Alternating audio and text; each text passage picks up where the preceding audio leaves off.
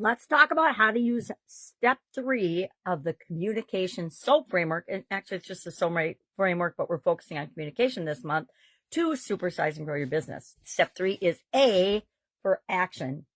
SOAP framework is a little framework I came up with, and I always had a problem solving way to deal with challenges process that I used, but I never actually defined it and shared it with people. I just did it for myself and for my businesses and for people I love and care about. I'd maybe share it with them, but I never shared it in a big way until the COVID-19 pandemic. And we were all shut down. We were looking for change and dealing with challenges that were totally foreign to us and outside of things that we'd experienced before, at least the vast majority of us. It was an imperative that I create a structure and something that I could use to keep me moving forward. And then I decided, well, if I'm doing it, then I should share it with other people, because if I'm feeling this way, I guarantee millions and millions of other people are feeling this way too and need a mechanism to go forward. So every other month in 2020 and 2021, we did a 30+ day challenge called the Get Up and Go Challenge. And it kept us moving in a time when millions of people were literally frozen in their tracks and not making changes, not moving forward, just waiting for the world to go back to normal. Well, I don't know that our world has ever been normal or gone back to what normal is, because normal is changing all the time. So today we're talking about action. How do we go about taking action? And I always like to have, and I covered it yesterday, I said we're going to use the 10-3-1 tool, and we'll talk about this a lot this year in different areas and aspects of our business. Why? Because it's a great, quick brainstorming tool. Now, if you've got a super complicated challenge, you're going to use more complicated tools. But when you have a simple challenge, I say pick a tool that works for you, that's simple, quick, and easy, so you can get moving through the process of focusing on solutions instead of the problem in most areas and aspects of our business, right?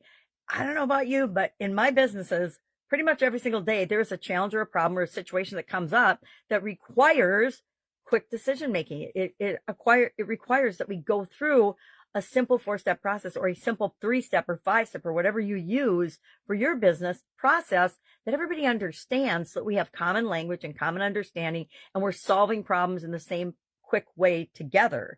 And I use the SOAP framework, right? And the 10-3-1 tool is a great brainstorming tool, because we just quickly come up with 10 possible ways to fill the gap between where we are and where we want to be.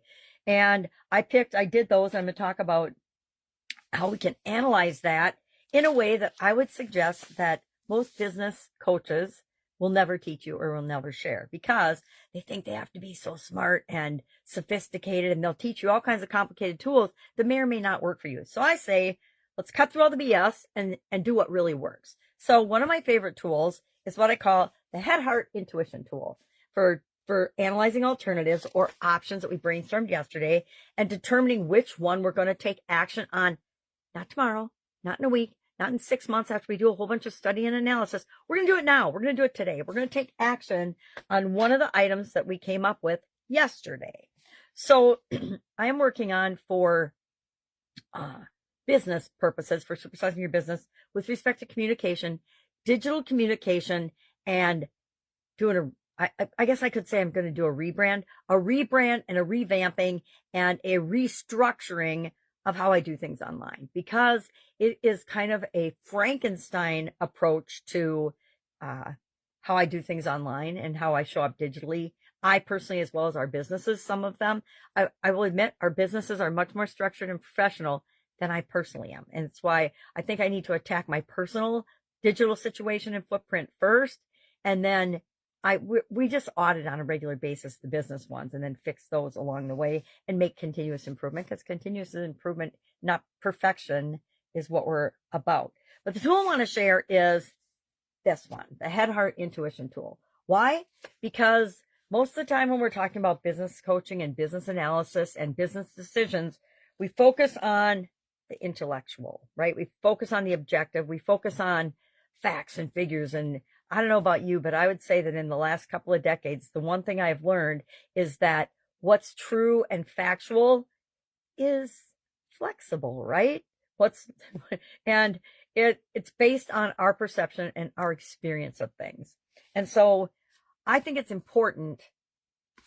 Actually, I think it's imperative, based on millions of decisions that I've made in my life. I have found that if I miss one of these 3 elements, in my decision-making process and I take action without considering all three, I'm going to make a mistake. It might not be a non-fixable mistake, but it's not going to be the fastest way to filling the gap between where I am and where I want to be in any area or aspect of my life. And communication is no different.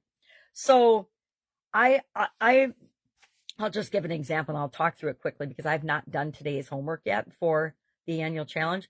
But if I were picking 3 possible alternatives to analyze when it comes to fixing my digital footprint, I'm going to call it my digital footprint because it's simple and easy and people can kind of say, okay, I get that. I can do it myself. I can figure it out step by step. Obviously, my head says, yes, I can do that. My heart says, and my intuition says, NFW, if you were going to do it, you would have done it already. So don't kid yourself into thinking you're going to do that. Then if I'm looking at hiring a done for me service and having somebody, just hiring somebody that I can relate to and say, do this for me, fix this for me. That one, my head says, yes, I can do that. My heart says, yeah, I kind of want to do that, but I like to have a little bit of control. And my intuition says, this is probably the way I'm going to go because otherwise it's not going to get done.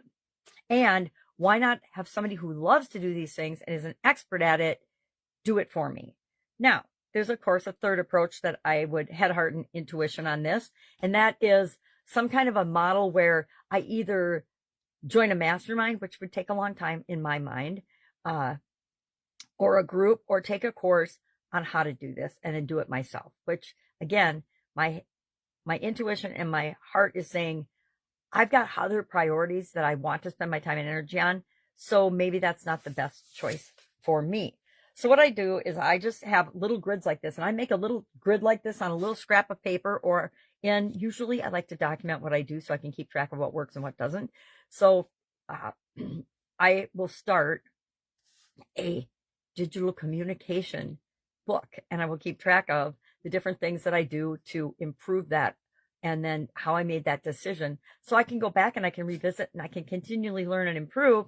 Okay, well, I didn't do a great job on my head, heart, intuition, or my whatever other plus or minus or decision-making tool that I used before I took action. And this is why this took me longer. And we can only do that kind of analysis after we've taken action and we've seen the results of that action. So I always have an ongoing discussion with myself and my notebooks and my teams about how things work. And we go back and we call it a postmortem, but I hate that name for many reasons. We go back and we analyze what worked, what didn't work, what are we going to do next time, what the heck lessons do we learn to never do again? Because there are some lessons that we learn that teach us don't ever do that again because it's definitely not right for you. And that's the litmus test is it right for you? Is it right for your business? Because what's right for one person isn't right for another. I've learned that in different industries and different situations and experiences.